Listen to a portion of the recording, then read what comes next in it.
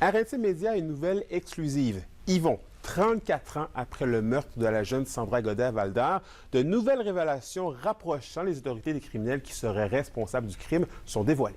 Oui, Anthony, un balado ayant été lancé par des citoyens après la télédiffusion, vous vous souviendrez, de Meurtrier sur mesure, l'énigme de Val-d'Or. Ça aurait exposé de nouveaux faits sur la mort de la jeune femme de 14 ans. On a appris, selon Jean-Claude Bernheim, que ces nouveaux éléments disculperaient une fois de plus ceux qui avaient été faussement reconnus coupables. On se souvient que Hugues Duguay et Bill Taillefer avaient été accusés, reconnus coupables, puis acquittés après le dépôt d'éléments prouvant, selon l'expert en criminologie, M. Bernheim, la malversation policière par manipulation de preuves et l'erreur judiciaire. Les deux hommes, depuis, sont en appel dans une poursuite de 88 millions de dollars contre la ville de Val-d'Or. C'est le corps policier de la ville de Val-d'Or, avant la SQ à l'époque, qui avait enquêté sur la découverte de l'adolescente sans vie dans un fossé enneigé du chemin d'Abbé-Carrière. C'était en mars 1990. Toutefois, l'affaire n'étant pas résolue pour autant, M. Bernheim a reçu récemment des preuves écrites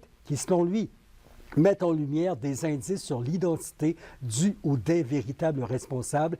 RNC Média ayant été informé de ces nouvelles preuves, on a rencontré l'auteur. Comment on peut penser que cette enquête est réellement une enquête et non pas une façon de détourner l'attention sur les vrais coupables? Parce que la police de Val-d'Or de l'époque protège ces personnes. Elles sont connues de Michel Cossette et de Daniel Huard. Anthony, il s'agit, vous comprendrez, de l'extrait d'un long entretien et vous, chers téléspectateurs du Nouveau Régional, ne manquez pas l'entrevue au sujet de ces nouvelles révélations et leurs conséquences sur le dossier demain.